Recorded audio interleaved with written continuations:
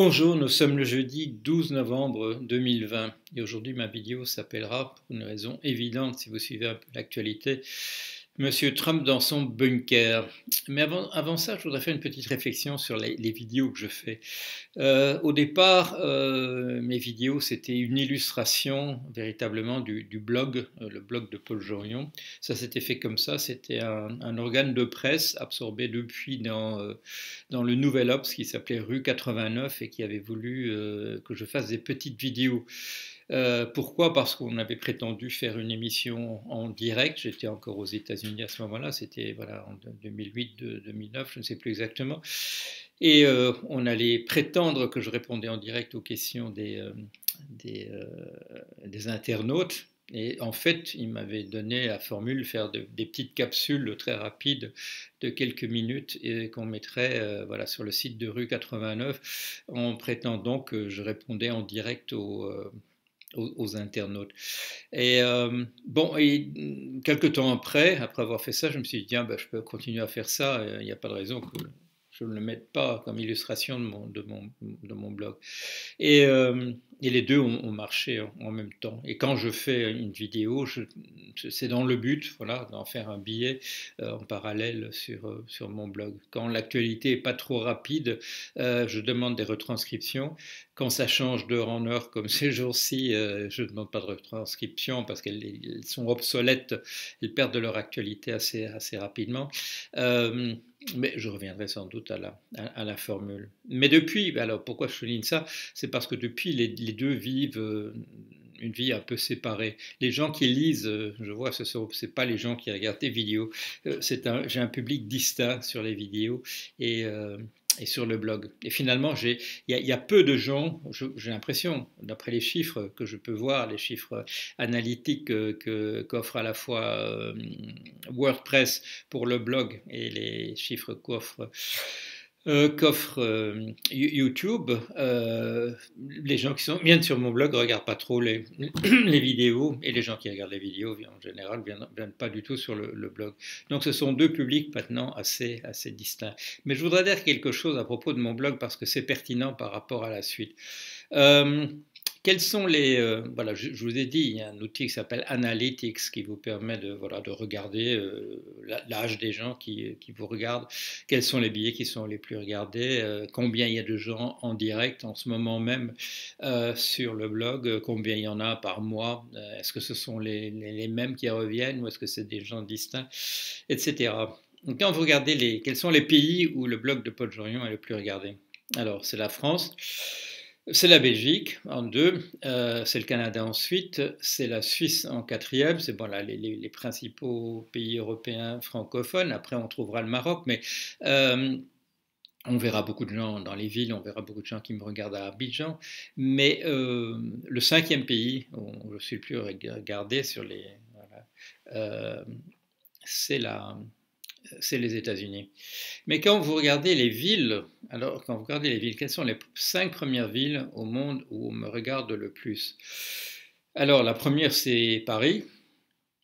La deuxième, c'est Lyon. La troisième, c'est Pékin. La quatrième, c'est Bruxelles. Et la cinquième, c'est Bordeaux. Voilà. Alors, est-ce qu'il n'y a pas une anomalie là? Il y a une anomalie. Et quand on regarde la carte et qu'on regarde les villes où je suis regardé, on voit Bruxelles, Lyon, Bordeaux, des choses, je dirais, d'ordre logique. Mais en deux, il y a effectivement Pékin. Euh, Qu'est-ce que ça veut dire? Je n'en sais rien. Je sais une chose, c'est qu'un de mes livres a été traduit en chinois. Par la suite, je n'ai pas su grand-chose de ce qui s'était passé de ce livre. On m'a dit c'est probablement qu'il a été traduit effectivement, parce que bon, j'ai eu des confirmations de la part du traducteur, de la part de l'éditeur, mais qu'il est probablement en circulation réduite. Peut-être, il circule peut-être simplement parmi les membres du Parti communiste. Mais le fait est, et là je ne crois pas que des outils qui sont de simples outils de collecte de données se trompent. La troisième ville où mon blog est le plus lu, c'est probablement Pékin.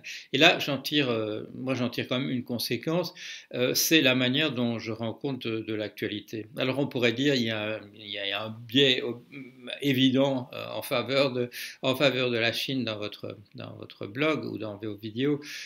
C'est en tout cas pas la manière dont je le vois. J'ai un regard aussi critique sur la Chine que sur le reste, mais ceci dit, j'ai peut-être un regard moins biaisé. Je crois que j'ai un regard moins biaisé sur la Chine que beaucoup de personnes. Bon, quand je regarde tout ce qu'on peut dire en termes d'hypersurveillance, en type d'analyse de la société, du traitement particulier des Ouïghours, de l'attitude de la Chine envers Hong Kong, envers Taïwan, j'essaie, comme pour les États-Unis, d'avoir un regard objectif. Quand je parle des États-Unis, il y a des gens qui disent oui, vous êtes un partisan fou des États-Unis. Non, si on regarde ce que je dis ou ce que j'écris, je suis extrêmement critique envers ce pays que je connais bien, où j'ai passé en particulier 12 ans en continu. J'ai un regard extrêmement critique, mais en même temps, je ne fais pas de l'anti-américanisme primaire, ce qui conduit certaines personnes à considérer que je suis biaisé pour les États-Unis parce que je ne colporte pas un certain nombre de ragots, de préjugés sur le pays. Et j'essaie de faire le même pour l'ensemble des pays. J'essaie de faire récemment de la même manière quand je parle des relations entre le monde dit chrétien et le monde musulman. J'essaie d'être essentiellement un analyste. Bon, quand j'exprime un point de vue partisan, ben je le dis clairement. Ou bien ça apparaît de manière tellement claire quand je dis voter pour machin. C'est pas une analyse, c'est une opinion personnelle. Mais je prends comme un compliment le fait, que je sois regardé avec attention à Pékin, comme probablement, je dirais, un témoin, un thermomètre de la manière dont la Chine est perçue ici en Europe. Voilà, c'est un aparté parce que pour le moment, l'actualité n'est pas tournée en particulier vers la Chine, sauf sur une chose, c'est qu'elle apparaît effectivement comme le modèle de ce qu'il faudrait faire en matière de gestion d'une pandémie comme la Covid-19. Et pour des raisons que j'analyse en détail, on ne fait pas dans nos pays ce qu'on fait en Chine. On nous dit, on invente des raisons, on invoque, pardon, je vais pas dire on invente, hein, on invoque des raisons parmi les plus curieuses. Ça ne correspond pas à l'esprit de la population de faire des choses comme ça, etc. Les mesures sont efficaces ou non, quoi qu'en pense la population. La population aimerait bien qu'il n'y ait pas une seconde vague, une troisième vague, etc. Donc il aura mieux valu faire exactement comme on a fait en Chine. Je ne suis pas le seul à le dire. Monsieur Aguillon, qui est professeur d'économie au Collège de France, maintenant dit la même chose. Monsieur Artus dit la même chose. Alors on m'a fait remarquer, oui, mais ils disent pas il faut copier la Chine. Lisez leur article, lisez ce qu'ils disent qu'il faut faire. Il n'y a qu'un pays au monde qui fait exactement ça, c'est la Chine. Alors même s'ils ne veulent pas prononcer ou écrire le mot de Chine, ça fait aucune différence.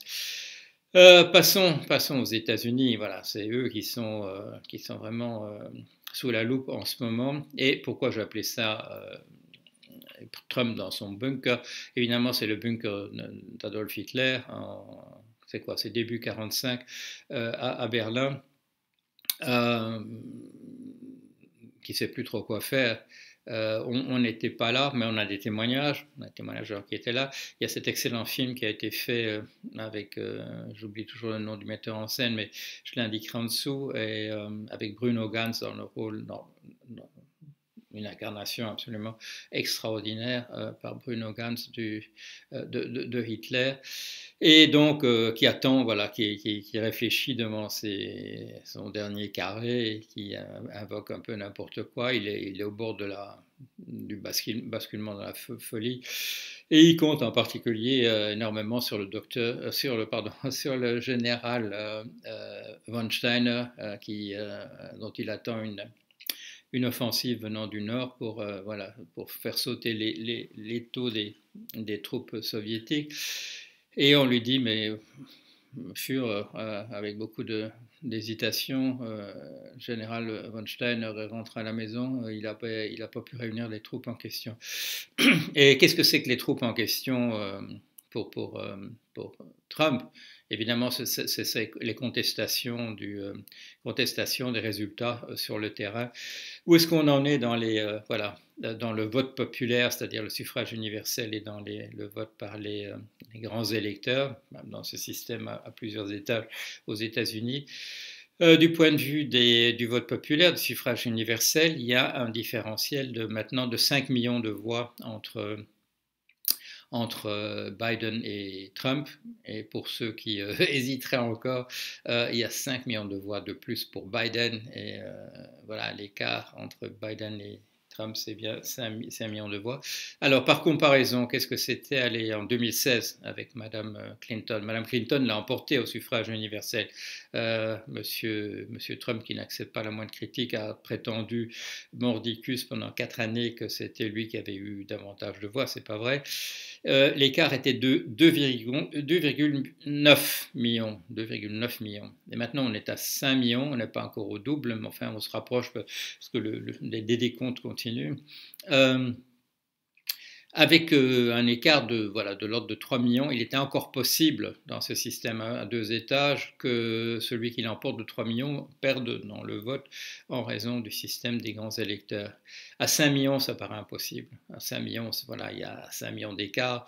D'ailleurs, tout le monde gueulerait en disant, écoutez, non, il y a 5 millions de personnes de plus qui ont voté pour un candidat et c'est l'autre qui passe. Il y aura d'ailleurs des réflexions maintenant sur ce système complètement déséquilibré. Pourquoi? Je vous l'ai expliqué, c'est parce qu'on ne veut pas, dans un pays qui est composé à la fois d'États essentiellement ruraux, où il y a peu de monde, et des États qui sont des États essentiellement côtiers, où il y a énormément de monde. On n'a pas voulu trop défavoriser les États qui ont simplement de la surface et pas beaucoup de gens. Dans le vote au suffrage universel, le vote des gens de ces États disparaîtrait complètement. Le vote du Montana serait celui d'un quartier de New York, et donc on n'a pas voulu faire comme ça. Donc il est possible, même avec, comme ça a été le cas pour Hillary Clinton, d'avoir 2,9 millions de voix supplémentaires et pourtant de ne pas être déclarée gagnante. Maintenant, on est à 5 millions. Au niveau des grands électeurs, la situation est exactement à l'inverse de celle de 2016. Je crois que Trump avait 305 sièges de grands électeurs, et si j'ai bon souvenir, c'était de l'ordre de 215 pour Hillary Clinton. Maintenant, les chiffres sont inverses. Si je mets entre parenthèses les contestations d'arrière-garde qui ont encore lieu, on a 306 voix de grands électeurs pour Biden, et on a 229 voix pour Trump. Alors, ce n'est pas le décompte que vous voyez officiellement. Le décompte que vous voyez officiellement, c'est 279 pour Biden et 215 pour Trump. Pourquoi? C'est parce qu'il y a des choses qu'on continue à compter, il y a des choses qui sont contestées. Mais le fait est qu'avec 279, monsieur Biden l'a emporté. Pourquoi est-ce qu'il l'a emporté? C'est parce que la barre est à 270 et il en a déjà 9 de plus. Alors les gens qui contestent les votes disent oui, mais enfin bon, regardez 279, s'ils pouvaient récupérer les 9 voix supplémentaires, ils pourraient l'emporter. Non, parce que c'est pas du tout comme ça que ça marche. Parce que de fait, dans les chiffres qu'on a, je dirais, en filigrane et qui attendent simplement d'être confirmés, c'est 306 contre 229. Différence entre 306 et 270, 36. Il faudrait qu'on renverse, pour que Trump l'emporte, il faudrait qu'on renverse de l'ordre de 36 sièges de grands électeurs. Et ça correspond donc à ce 5 millions de voix de différence au vote populaire, c'est-à-dire au suffrage universel. Et ça, il est impossible de le renverser. Quand on regarde les contestations qui ont lieu au niveau du terrain, ça porte, je regardais, il y en avait un qui était une contestation qui était de l'ordre de 56 voix qui devrait passer d'un camp à l'autre. Une autre portait sur de l'ordre de 500 voix sur un autre État. Ce sont des États où le gain de Biden par rapport à Trump est de l'ordre de plusieurs dizaines de milliers de voix. Alors, si on renverse une décision sur 50 voix, là où la marge est de 10 000, ou même de 500, là où la marge est de 10 000, ça fera absolument aucune différence. Alors, pourquoi ce combat d'arrière-garde? Je crois que la mèche a été vendue hier dans une interview qu'a accordée Michael Cohen, l'ancien avocat de Trump, parce qu'il a dit, regardez la campagne de dons qu'organise en ce moment Trump pour aidez-nous, donnez-nous de l'argent pour qu'on puisse payer tous ces avocats qui se battent pour renverser la décision. Et là, Michael Cohen dit, regardez les textes en petits caractères, et dans les textes en petits caractères, il est mis 60% des fonds récoltés de cette manière vont aller à Save America et 40% vont aller au Parti républicain. Alors, c'est quoi Save America? C'est une fondation dont le seul bénéficiaire est M. Trump. Alors, l'explication de Michael Cohen, il dit, lui qui connaît bien les finances, il dit il n'a plus aucun revenu. S'il n'est pas nommé, il n'y a plus d'argent qui lui vient. Il a que des dettes, il n'y a pas de cash flow. Il gagnait de l'argent qu'il gagnait sur une année, c'était essentiellement des cachets qui lui étaient donnés pour les émissions de télévision qu'il faisait. Alors il a été beaucoup à la télévision, mais il n'a pas été payé pour ça. Il a essayé de faire venir des gens dans ses hôtels. Michael Cohen dit cette histoire de faire recompter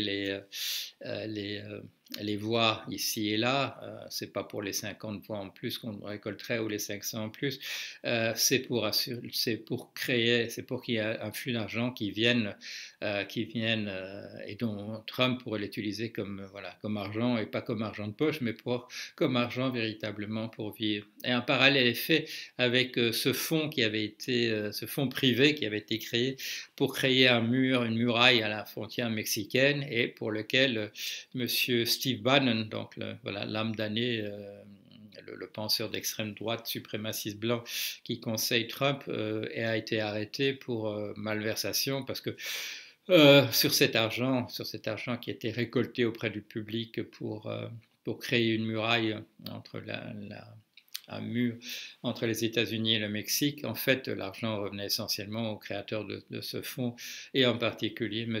Steve Bannon. C'était une escroquerie.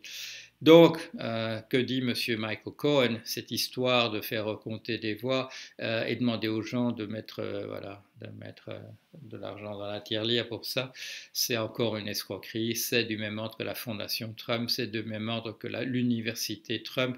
C'est simplement des tirelires, des tiroirs caisses pour faire rentrer de l'argent. Alors, qu'est-ce qu'il y a encore? Il y a sur le terrain, il y a donc le refus de Trump d'admettre sa défaite, que la dame qui s'occupe de la transition refuse de remplir les papiers, que Trump nomme ici et là des gens à lui, en particulier au ministre. Il a renvoyé le ministre de la Défense, M. Mark Asper. Il a mis à la place quelqu'un qui était assez bas dans la hiérarchie, que les gens ne connaissent pas trop, mais il a placé au Pentagone, au ministère de la Défense, il a placé d'autres gens, et en particulier un monsieur qui considère que le plus grand terroriste aux États-Unis, c'est M. Barack Obama, qui est en réalité donc un agent du terrorisme islamiste. Un autre monsieur qui réclame qu'on fusille ou qu'on pende au choix monsieur John Brennan, l'ancien directeur de la CIA, qui a eu le malheur de prendre position contre monsieur Trump. Dieu sait, peut-être que le général Steiner va arriver quand même à rassembler ses troupes et à sauver le président Trump dans son bunker. Les gens, il y a des gens dans l'entourage qui font des fuites, voilà, qui parlent à la presse et en disant qu'il est voilà, dans un désarroi total. C'est ça qui m'a conduit à faire la vidéo, à donner à cette vidéo ce titre-là. Il sait plus quoi faire et en particulier, il sait que s'il sort, d'abord il y a des tas de procès qui vont lui être faits. Et moi, si vous lisez les 2 livres qui ont paru maintenant sur Trump, je ne suis pas complètement convaincu qu'il n'y aura pas des choses de l'ordre de l'espionnage qui lui seront véritablement reprochées. Vous savez, ce dossier Steele, dont la presse d'extrême droite, dès le début, a vu que c'était le danger. Le rapport Steele fait par cet ex-espion britannique. Le fait est que rien encore dans ce document n'a été démenti, même si les partisans de Trump, en particulier au moment de l'impeachment, de la procédure de destitution, commençaient rituellement leur session, les républicains, en disant, et d'ailleurs, le rapport Steele qui a été entièrement démenti, mais c'était de la méthode Coué, rien encore dans le rapport Steele n'a été démenti. Il y a Madame Dianne Feinstein, une sénatrice américaine de Californie, à moins qu'elle soit députée, je ne sais plus exactement, elle est peut-être députée, qui l'a rappelé il n'y a pas tellement longtemps, rien encore dans ce dossier n'a été démenti. Et donc, ça voudrait dire que il est bien possible que les liens entre M. Trump et la Russie soient plus profonds que simplement une sympathie personnelle de M. Trump pour M. Poutine. Voilà, je vais arrêter là. J'ai fait une longue introduction sur... en fait, c'était une réflexion personnelle sur le poids qu'on attache ou non dans les différents pays à ce que je raconte. Et je ne suis pas découragé de voir le résultat. Je ne suis pas découragé de voir que dans les 5 principaux pays où on me regarde sur mon blog, il y a les États-Unis. Et aussi que la 3e ville au monde, on regarde ce que je dis soit Pékin. Voilà, allez, à bientôt.